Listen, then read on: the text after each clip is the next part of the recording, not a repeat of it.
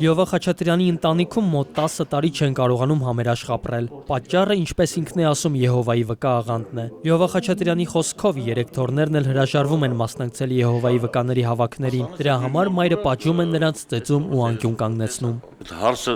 վկա չի եղել։ Իր մորքուրը Հունաստանից եկա ու սկսեց քարոզություն իր քույրերի մեջ։ Մի 3 տարի չանցավ մեր տունը սկսեց կռիվը։ 10 տարի Լյովա Խաչատրյանը խուսափել է այս մասին խոսել։ Այժմ համարում է, որ երեխաների ճակատագիրը վտանգված է։ Վարձով տան մեջ ապրելուց երեխեքին շատ են ճնշել։ Ծեծելով համոզել են, որ գնան ժողովների։ Մի ամբողջ գիշեր 2 երեխու պատժեն կանգնացել մի ոտի վրա, ու դու պիտի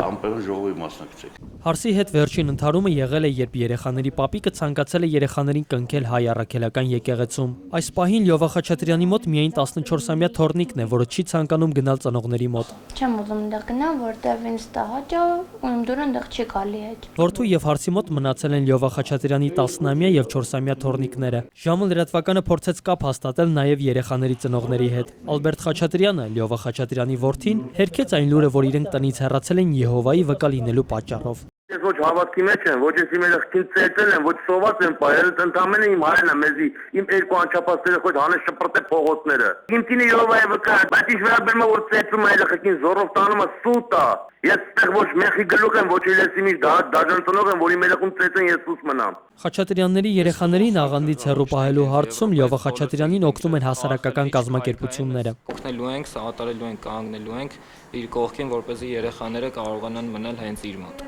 Սևան Աղաջանյանի խոսքով հանրապետության տարբեր տարածքներում Եհովայի վկաների տեղադրած ստենդները շատերին են անհանգստացնում։ Նրանք այդպես տարածում են իրենց գրականությունը։ Մենք ականատես ենք եղել մի շարք Եհովայի վկաների գործողությունների կոնկրետ սահմանամերձ գյուղերում, Տավուշի մարզում քարոզություն են իրականացնում իրենց